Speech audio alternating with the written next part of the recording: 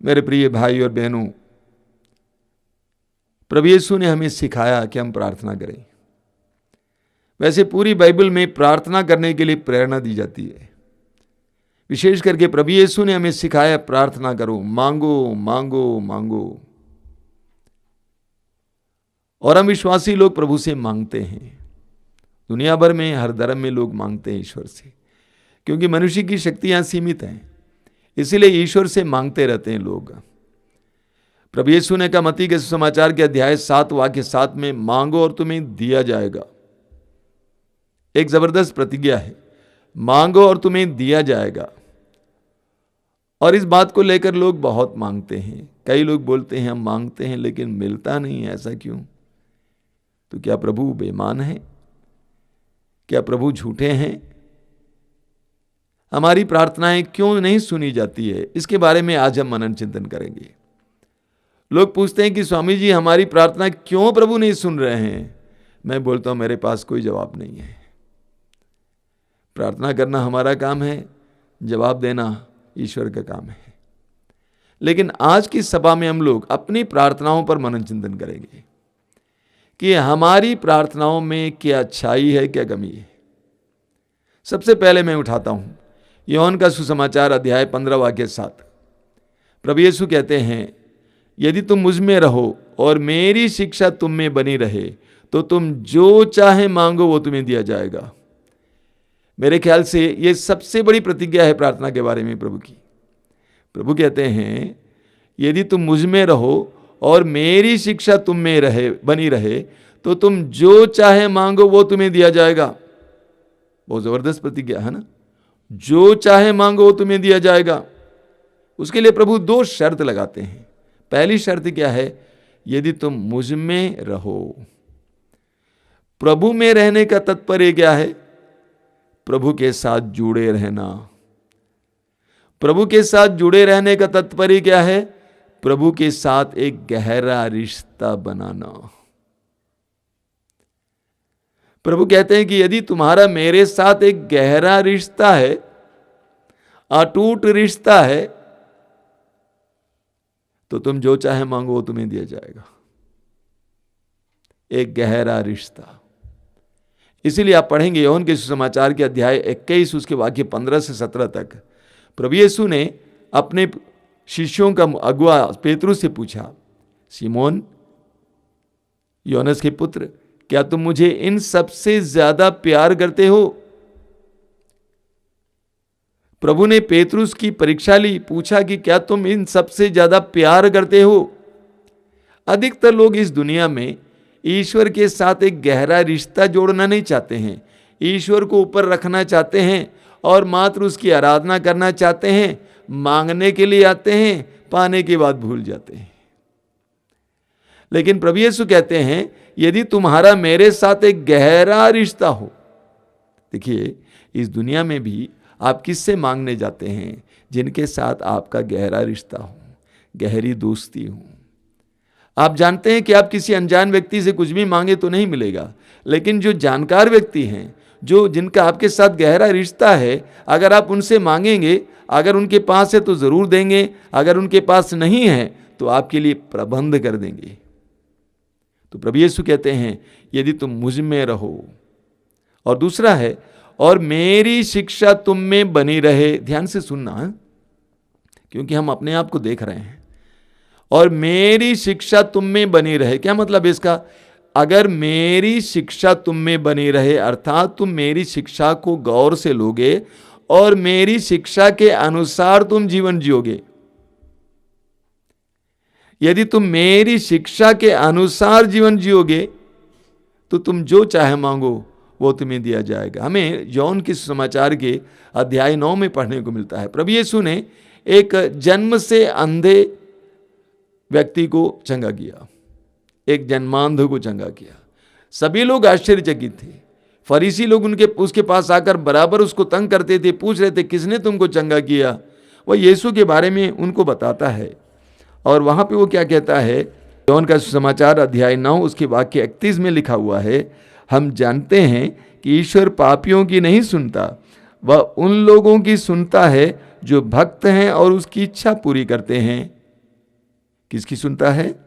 वह उन लोगों की सुनता है जो भक्त हैं और उसकी इच्छा पूरी करते हैं। ध्यान दीजिएगा, वचन कहता है वह उन लोगों की सुनता है जो उसकी इच्छा पूरी करते हैं।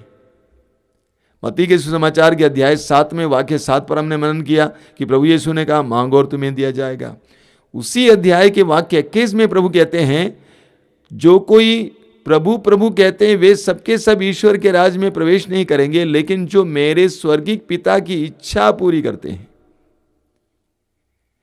प्रार्थना करना काफी नहीं है, रटना काफी नहीं है, प्रार्थना में बहुत समय बिताना काफी नहीं है, प्रभु की इच्छा को पूरी करना जरूरी है। तो प्रभु यीशु कहते हैं यदि तुम मुझ में रहो और मेरी शिक्षा तुम में बनी रहे, अर्थात तुम मेरी शिक्षा के अनुसार जीवन जियोगे, तो तुम जो चाहे मांगो वह तुम्हें दिया जाएगा। बोलिए hallelujah, hallelujah, hallelujah, hallelujah, hallelujah. दूसरा, यूहन्ना का सुसमाचार अध्याय 4 उसके वाक्य 23 और 24 में प्रभु कहते हैं ईश्वर आत्मा है और उसके आराधकों को चाहिए कि वे आत्मा और सच्चाई से उसकी आराधना करें। ईश्वर आत्मा है और उसके आराधकों को चाहिए कि वे आत्मा और सच्चाई से उसकी आराधना करें। प्रार्थना करने वाले आत्मा और सच्चाई से उससे प्रार्थना करें। आत्मा से, हृदय की गहराई से। हम पढ़ेंगे इस्यास नबी के ग्रंथ के अध्याय 29 वाक्य 13 में प्रभु कहते हैं, इस्यास अध्याय 29 वाक्य 13 में बहुत हृदय स्पर्शी बात है। प्रभु कहते हैं ये लोग मुख से मेरी आराधना करते हैं लेकिन इनका हृदय मुझसे दूर है। ये मुख से मेरी आराधना करते हैं लेकिन इनका हृदय मुझसे कोसों दूर है। मुंह से प्रार्थना करते रहते हैं, पता नहीं क्या क्या बोलते रहते हैं, क्या क्या बोलते रहते हैं, लेकिन इनका हृदय कहीं और लगा हुआ है, प्रभु में नहीं लगा हुआ है। ये लोग मुख से मेरी आराधना करते हैं लेकिन इनका हृदय मुझसे कहीं दूर है। आप प्रवक्ता ग्रंथ के अध्याय 35 वाक्य 20 में पढ़ेंगे। प्रवक्ता ग्रंथ अध्याय 35 वाक्य 20 में लिखा हुआ है जो सारे हृदय से प्रभु की सेवा करता है उसकी सुनवाई होती है।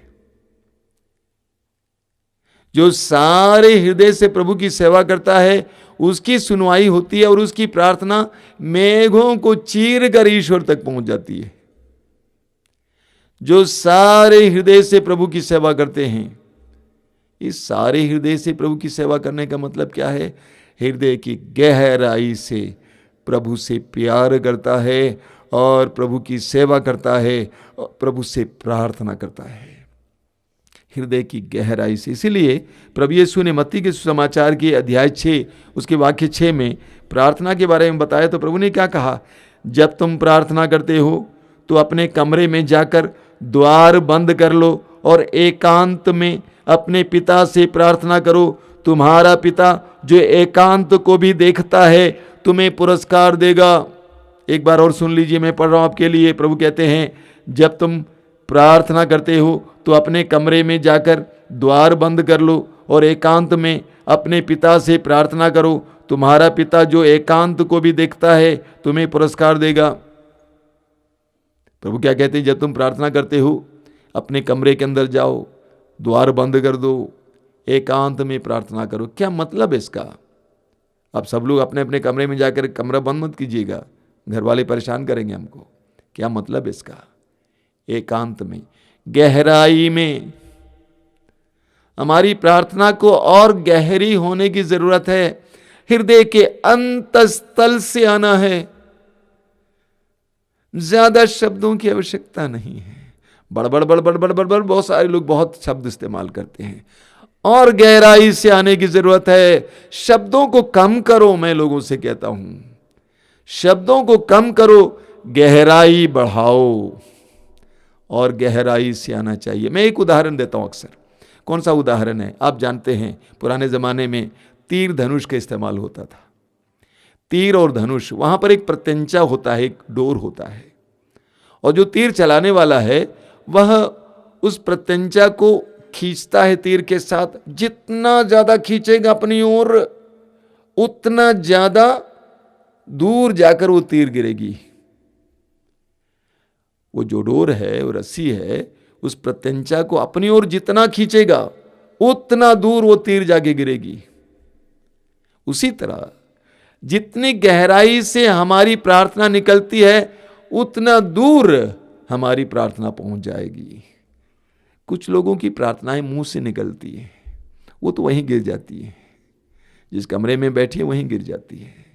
कुछ लोगों की प्रार्थनाएं दिमाग से उतरती हैं, वहीं गिर जाती है। लेकिन जिनकी प्रार्थनाएं हृदय के अंतस्थल से गहराई से जाती है वह प्रभु के पास तक पहुंच जाती है। बोलिए hallelujah, hallelujah, hallelujah, hallelujah, hallelujah. Hallelujah. तो प्रभु यीशु कहते हैं ईश्वर आत्मा है और उसके आराधकों को चाहिए कि वे आत्मा और सच्चाई से उसकी आराधना करें। सच्चाई से, आत्मा काफी नहीं है, सच्चाई से, यानी जीवन की सच्चाई से। मैं एक बहन को जानता हूं, इस तरह से बहुत सारी बहनें और भाई होंगे। एक बहन को जानता हूं, वो बहुत प्रार्थना करती है, बहुत प्रार्थना करती है, लेकिन मैंने देखा कि उसके परिवार में शायद ही कोई आशीष देखने को मिलती है। बहुत प्रार्थना करती है लेकिन परिवार में आशीष नहीं है। मैं उस बहन को जानता हूं, उस बहन के अंदर ईमानदारी की कमी है, सच्चाई नहीं है, ईमानदारी नहीं है, छल है, झूठ है। ऐसे में हमारी प्रार्थना प्रभु स्वीकार नहीं करेंगे। ईश्वर सत्य है। यीशु ने कहा मैं ही सत्य हूं। झूठ, बेईमानी, कपट, छल हृदय में रखकर हम प्रार्थना करते हैं, उसको प्रभु स्वीकार नहीं करेंगे। बोलिए hallelujah, hallelujah, hallelujah, hallelujah, hallelujah, hallelujah, hallelujah, hallelujah, hallelujah, hallelujah, hallelujah. Hallelujah. तीसरा है याकूब का पत्र अध्याय 4 उसके वाक्य 3 को मैं आपको पढ़ के सुनाता हूं। जब आप मांगते भी हैं तो इसलिए नहीं पाते कि अच्छी तरह प्रार्थना नहीं करते। आप अपनी वासनाओं की तृप्ति के लिए धन की प्रार्थना करते हैं।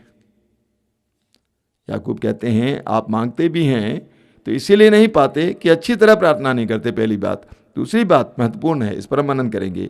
आप अपनी वासनाओं की तृप्ति के लिए धन की प्रार्थना करते हैं। आप अपनी वासनाओं की तृप्ति के लिए धन की प्रार्थना करते हैं। याकूब कहते हैं कि आप मांगते हैं तो नहीं पाते हैं क्योंकि सबसे पहले आप अपने स्वार्थ के लिए प्रार्थना करते हैं। अपने स्वार्थ के लिए प्रार्थना करते हैं। प्रभु यीशु ने हमें बहुत सुंदर प्रार्थना सिखाई, उसमें प्रभु ने कहा इस तरह प्रार्थना करो, हे हमारे पिता, हमारा प्रतिदिन का आहार, हमारे पिता, मेरे पिता नहीं, मेरा प्रतिदिन का आहार नहीं, हमारे प्रतिदिन का आहार। ये बात हमारे हृदय में उतरे, स्वार्थ के लिए नहीं। ईश्वर स्वार्थियों को बढ़ावा नहीं देता है। दूसरी बात, वासनाओं की तृप्ति के लिए, भौतिक आवश्यकताओं के लिए प्रार्थना करते हैं। अधिकतर लोग, जरा ध्यान दीजिएगा, अधिकतर लोग इस दुनिया में मांगते क्या हैं? भौतिक चीजें।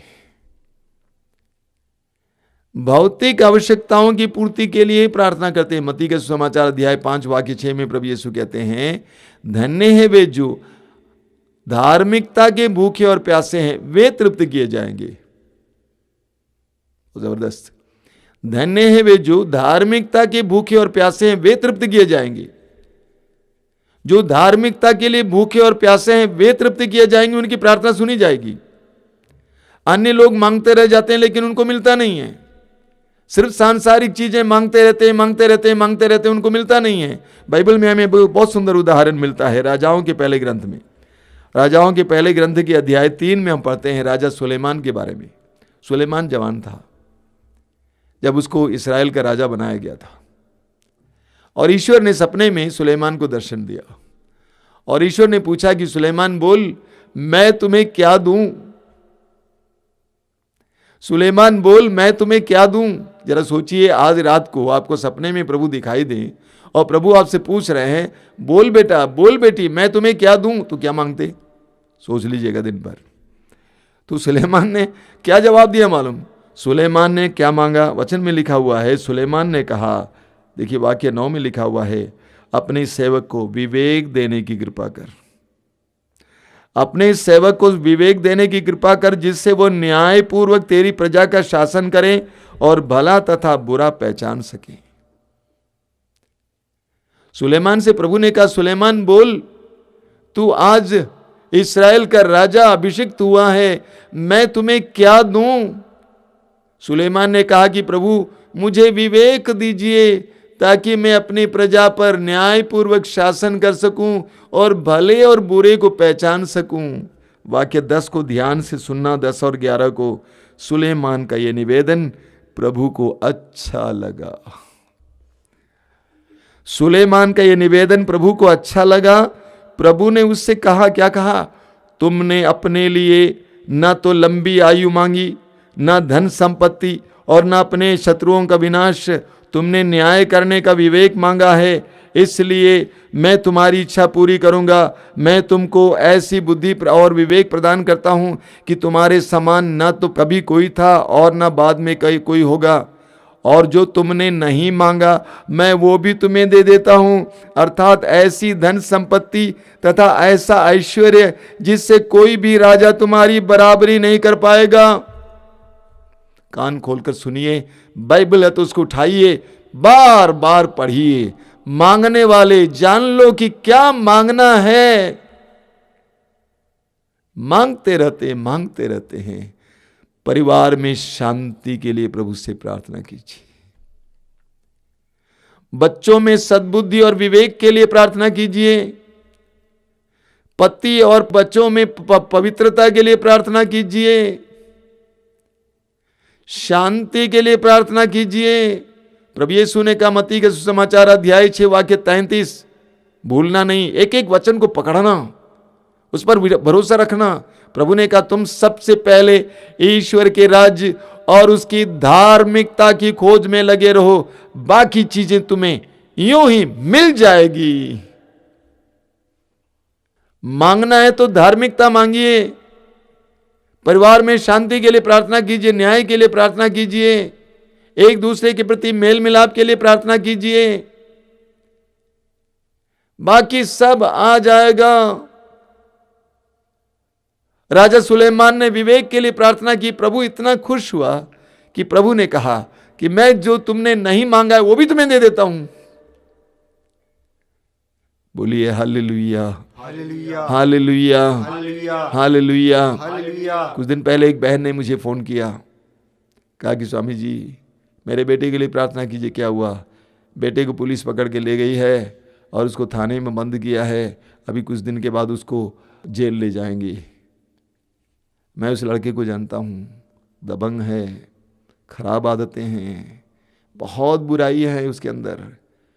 तो रो रो के बोल रही थी प्रार्थना कीजिए कि उसको लोग छुड़ाएं या छोड़ दें। मैंने कहा बहन ये प्रार्थना मत करो कि मेरे बच्चे को पुलिस छोड़ दें, बल्कि ये प्रार्थना करो कि मेरा बच्चा बुराई छोड़ दे। मां हो, तेरे दिल में दर्द है मैं जानता हूं, लेकिन एक विश्वासी मां हो, विश्वासी मां को यह प्रार्थना नहीं करनी है कि मेरे बच्चे को छुड़ा दे, बल्कि यह प्रार्थना करना है कि मेरे बच्चे को मुक्त कर, आजाद कर, स्वतंत्र कर बुराई से।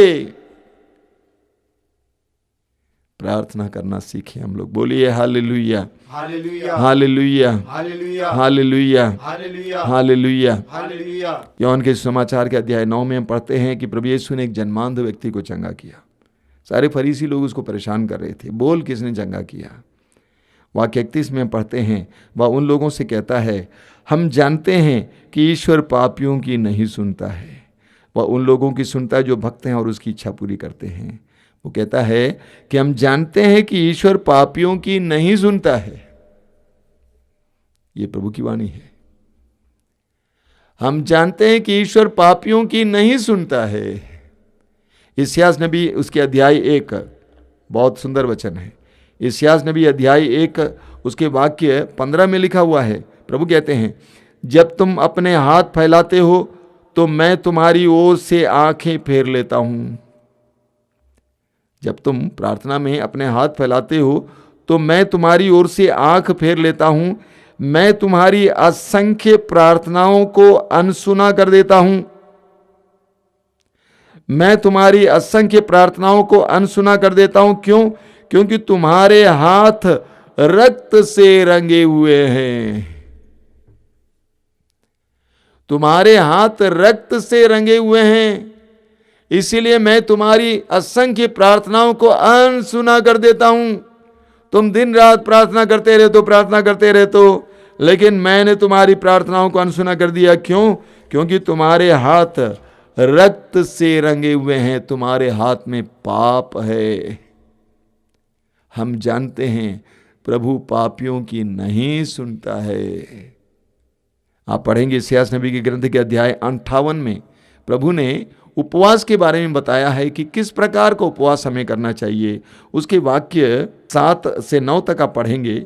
शुरू में मैं पढ़ता हूँ। अपनी रोटी भूखों के साथ खाना, बेघर दरिद्रों को अपने यहाँ ठहराना, जो नंगा है उसे कपड़ा पहनाना, और अपने भाई से मुंह नहीं मोड़ना। वाक्य 9 में लिखा है, यदि तुम पुकारोगे तो ईश्वर उत्तर देगा, यदि तुम दुहाई दोगे तो वो कहेगा, देखो मैं प्रस्तुत हूं। यानी प्रभु कहते हैं बुराई छोड़कर यदि तुम भलाई करोगे, लोगों की सेवा करोगे, बुराई छोड़कर भलाई करोगे, तो प्रभु तुमसे कहेगा कि मैं प्रस्तुत हूं, बोल क्या करूं तुम्हारे लिए। अगर हम चाहते हैं कि हमारी प्रार्थनाएं प्रभु सुने, हमारे व्यवहार को बदलना होगा, घमंड को उतारना होगा, स्वार्थ को उतारना होगा, अपने अंदर जो अपवित्रता है उसको उतारना होगा, गंदे विचार, गंदे रिश्ते, गंदगी छोड़ना होगा। नो अदर वे, दूसरा कोई उपाय नहीं है। क्योंकि प्रभु पापियों की नहीं सुनता है। सुनता जरूर है, क्या के लिए? दया की याचना के लिए प्रार्थना करता है। तो जब हमारे अंदर पाप है, सबसे पहले हमें प्रभु से दया की याचना करनी है। हमें प्रभु से प्रार्थना करनी है कि प्रभु मुझे पश्चाताप का वरदान दीजिए, मैं पश्चाताप करूं। प्रभु पापियों की नहीं सुनता है। हमारे अंदर अगर पाप बसा हुआ है तो प्रभु हमारी नहीं सुनता है। आप पढ़ेंगे जोशुआ के ग्रंथ के अध्याय 3 वाक्य 5 में प्रभु कहते हैं, अपने को पवित्र बनाए रखो, प्रभु कल तुम्हारी आंखों के सामने चमत्कार दिखाएगा। अपने को पवित्र बनाए रखो, कल प्रभु तुम्हारी आंखों के सामने चमत्कार दिखाएगा। हम चाहते हैं कि हमारे जीवन में चमत्कार हो, हमारे परिवार में चमत्कार हो। हम चाहते हैं कि हमारी प्रार्थनाएं सुनी जाएं, तो प्रभु स्पष्ट हमें बता देते हैं, अपने को पवित्र बनाए रखो, पाप से दूर रखो। जब तक तुम्हारे हृदय में पाप है, तुम्हारी प्रार्थना सुनी नहीं जाएगी। बोलिए hallelujah, hallelujah, hallelujah, hallelujah, hallelujah, hallelujah, hallelujah. Hallelujah. हम लूकस के सुसमाचार के अध्याय 18 में 2 व्यक्तियों की प्रार्थना के बारे में सुनते हैं। प्रभु यीशु स्वयं समझाते हैं एक दृष्टांत के द्वारा। 2 लोग प्रार्थना करने के लिए मंदिर गए। एक था एक फरीसी, यहूदी धर्म नेता, धार्मिक नियमों का ज्ञाता, और दूसरा था एक नाकेदार, चुंगी लेने वाला, जो समाज की दृष्टि में पापी ठहराया जाता है। बताया गया है कि फरीसी प्रभु के सामने सीना तान कर खड़ा हो गया कि अपने जीवन में उसने प्रभु के लिए जो कुछ किया उसके बारे में बताया, और अंत में उसने ये भी कहा कि प्रभु मैं इस नाकेदार की तरह पापी नहीं हूं। मालूम प्रभु यीशु ने क्या कहा? वाक्य 14 में लिखा हुआ है, मैं तुमसे कहता हूं वह नहीं, यानी फरीसी नहीं, बल्कि यही यानी नाकेदार पाप मुक्त होकर अपने घर चला गया। दोनों ने प्रार्थना की। फरीसी ने अच्छी प्रार्थना की, उसके किए हुए सारे धर्म के बारे में बता के प्रार्थना की, लेकिन उसकी गलती क्या थी? उसने अपनी तुलना दूसरे से की। उसने अपने अंदर अहंकार महसूस किया कि मैं उससे अच्छा हूं, अहंकारी था। लेकिन दूसरा नम्र था, सिर उठाकर देखने की हिम्मत नहीं उसके अंदर। उसकी नम्रता के कारण, पश्चाताप के कारण उसकी प्रार्थना सुनी गई। नम्र था। नम्रता की कमी के कारण हमारी प्रार्थना सुनी नहीं जाती। मैंने एक चीज देखी है, जब लोग आध्यात्मिक रूप से कुछ बढ़ते हैं उनके अंदर घमंड आ जाता है, अपने को दूसरों से बड़ा समझने लगते हैं, ज्यादा पवित्र समझने लगते हैं और सोचते हैं कि हमारी प्रार्थना ज्यादा सुनी जाएगी। सच्चाई यह है कि उनकी प्रार्थना सुनी नहीं जाती है, लेकिन जो विनम्र हैं उनकी प्रार्थना सुनी जाती है। बोलिए hallelujah, hallelujah, hallelujah, hallelujah, hallelujah, hallelujah, hallelujah. Hallelujah. सुसमाचार में हमें एक व्यक्ति के बारे में पढ़ने को मिलता है, उनका नाम है जयरूस। मार्कुस अध्याय 5 में आपको मिलेगा। उनके बारे में वर्णन है, उनके बारे में बताया गया है कि वो सभागृह के अधिकारी थे। वो सभागृह के अधिकारी थे, काफी बड़े आदमी थे, लेकिन यीशु के सामने आता है और दंडवत करता है, कहता है प्रभु मेरी बेटी मरने पर है, आइए और उसको बचाइए। नम्र बनते हैं, लोगों के सामने नम्र बनते हैं। इसीलिए प्रभु यीशु उनके घर जाते हैं, उनकी बेटी को जिंदा कर देते हैं। वो मर गई थी, उनको जिंदा कर देते हैं। जब हम प्रभु के सामने नम्र बनते हैं तो प्रभु हमारी प्रार्थना को सुन लेते हैं। पौलुस का पत्र फिलिपियों के नाम अध्याय 4 वाक्य 6 को आप बार बार सुनते हैं। वहां पे पौलुस कहते हैं विनय तथा धन्यवाद के साथ अपना निवेदन प्रभु के सामने रखें। कैसे? विनय के साथ। प्रभु के सामने हम अपने आप को छोटा बनाएं, नम्र बने।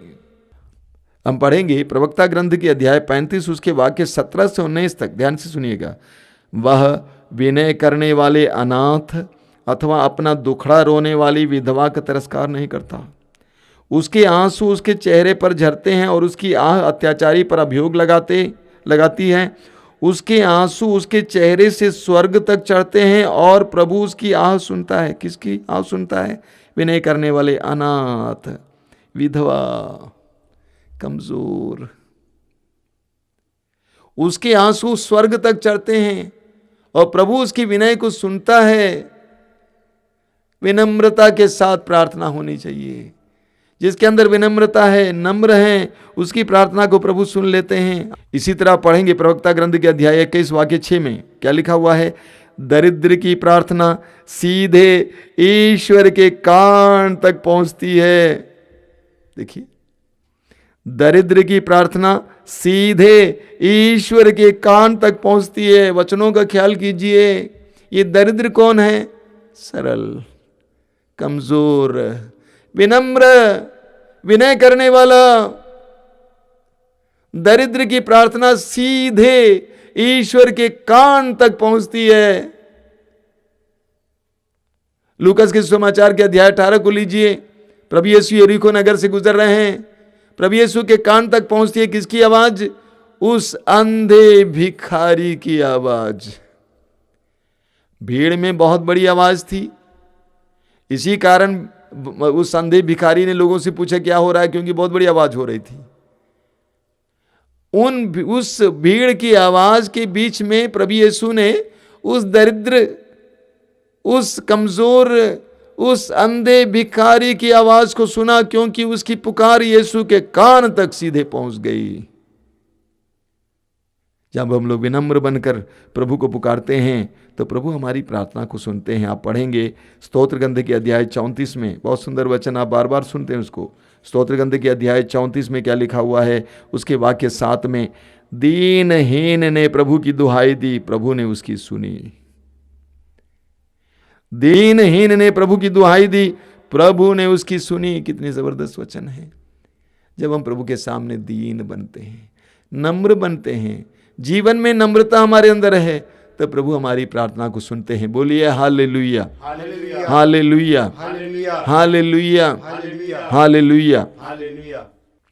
हम याकूब के पत्र के अध्याय 1 वाक्य 6 और 7 में पढ़ते हैं। आपने बार बार सुना है, एक बार और मैं आपको सुनाना चाहता हूं। वाक्य 6 में लिखा हुआ है, विश्वास के साथ और संदेह किए बिना प्रार्थना करनी चाहिए, क्योंकि जो संदेह करता है वह समुद्र की लहरों के सदृश है, जो हवा से इधर उधर उछाली जाती है। विश्वास के साथ, संदेह किए बिना। अगला वचन वाक्य 7 लीजिए। ऐसा व्यक्ति यह ना समझे कि उसे ईश्वर की ओर से कुछ मिलेगा।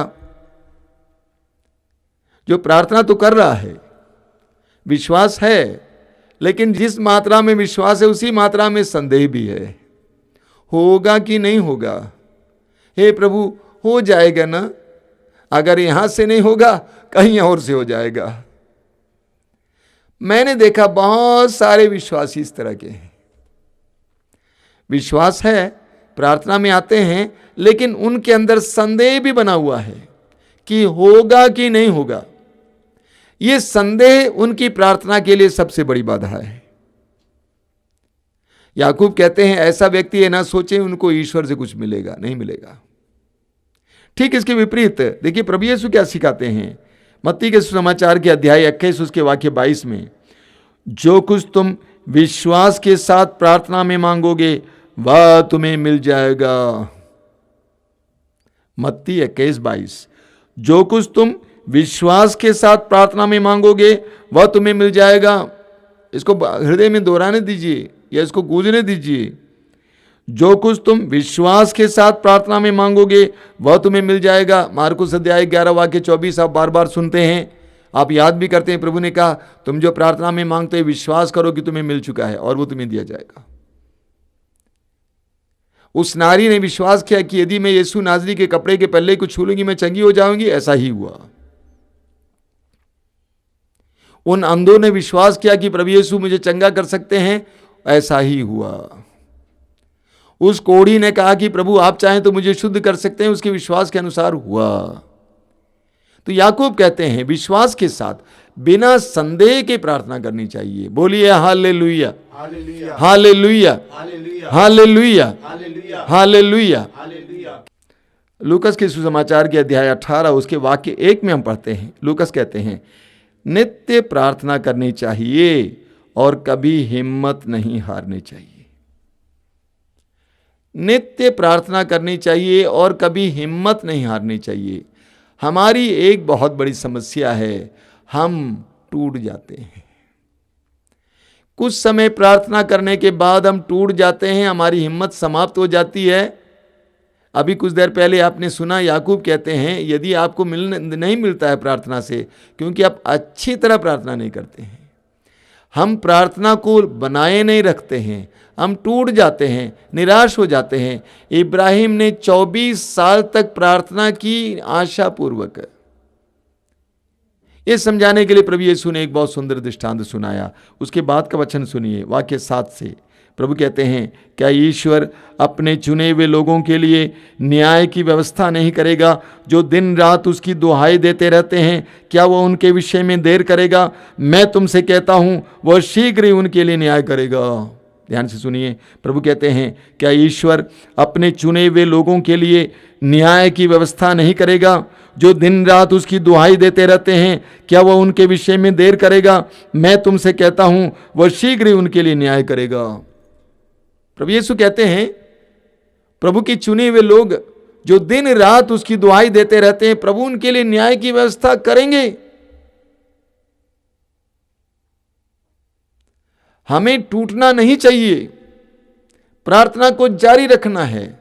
मैं आप लोगों से बराबर बोला करता हूं, प्रार्थना व्यर्थ नहीं जाती है। प्रार्थना व्यर्थ नहीं जाती है। हो सकता है कि आपने जो मांगा वो नहीं मिला। हमारे यहाँ पर एक बहन आती थी, मैंने शायद आपको कई बार कहा है, वो अपने पति के लिए प्रार्थना करने के लिए आती थी क्योंकि उसका पति शराबी था। लेकिन उसकी प्रार्थना चलती रही। मालूम क्या हुआ, उसकी एक बेटी थी जो कभी बोलती नहीं थी, वो बोलने लगी। प्रार्थना व्यर्थ नहीं जाती है, प्रार्थना बनाए रखिए क्योंकि हम जीवित ईश्वर पर भरोसा रखते हैं, विश्वास करते हैं। हम जिनको पुकारते हैं वो जीवित ईश्वर है, वो हमें देखते हैं, हमारी आवश्यकताओं को जानते हैं। हम अपनी प्रार्थना को बनाए रखेंगे, छोड़ेंगे नहीं। उस कनानी स्त्री की तरह जो बार बार यीशु के पीछे चल के अपनी बेटी के लिए प्रार्थना को जारी रखा। उन अंधों की तरह जो यीशु के पीछे जहां पे यीशु रह रहे थे वहां पहुंच गए। छोड़ना नहीं चाहिए, नित्य प्रार्थना करनी चाहिए। हमारी एक बहुत बड़ी कमजोरी है, कुछ दिन प्रार्थना करने के बाद हमारी आशाएं टूट जाती हैं। प्रार्थना को बरकरार रखना। फिर याद कीजिए, प्रार्थना व्यर्थ नहीं जाती है। बोलिए hallelujah, hallelujah, hallelujah, hallelujah, hallelujah, hallelujah, hallelujah, hallelujah, hallelujah. Hallelujah. अपनी आंखें बंद कीजिए इस समय। हमने प्रार्थना पर मनन किया है। हम सभी लोग विश्वासी हैं, विश्वास के साथ प्रभु के अनुग्रह के सिंहासन के पास जाते हैं, लेकिन ऐसा लगता है कि हमारी प्रार्थनाएं सुनी नहीं जाती हैं, ऐसा लगता है। लेकिन प्रभु हमारी प्रार्थना को सुनते हैं। कनानी स्त्री की प्रार्थना को प्रभु सुन रहे थे, लेकिन उसकी परीक्षा ले रहे थे। प्रभु ने उसको नजरअंदाज किया, अनसुना कर दिया, लेकिन प्रभु सुन रहे थे। हमको लगता है कि प्रभु नहीं सुनते हैं, प्रभु सुनते हैं मेरे भाई और बहनों। आज अपने विश्वास को दृढ़ करो, अपने विश्वास को मजबूत करो, प्रार्थना को मत छोड़ो, प्रार्थना को और दृढ़ करो, मांगते रहो। प्रभु ने कहा दिन रात उसकी दुहाई देने वाले, दिन रात उसकी दुहाई देने वाले, नित्य प्रार्थना करने वाले हम विश्वासियों को ऐसा बनना चाहिए। इस समय प्रार्थना कीजिए, प्रभु मुझे प्रार्थना करना सिखा। प्रभु के शिष्यों ने प्रभु के पास आकर कहा, प्रभु हमें प्रार्थना करने सिखाइए, हमें प्रार्थना करना सिखाइए, हमें प्रार्थना करना सिखाइए। प्रभु से बोलिए इस समय, प्रभु मुझे प्रार्थना करना सिखाइए, ऐसी प्रार्थना करना जो तू सुनता है, विश्वास के साथ, भरोसे के साथ, पवित्रता के साथ, लगन के साथ। मुझे प्रार्थना करना सिखाइए।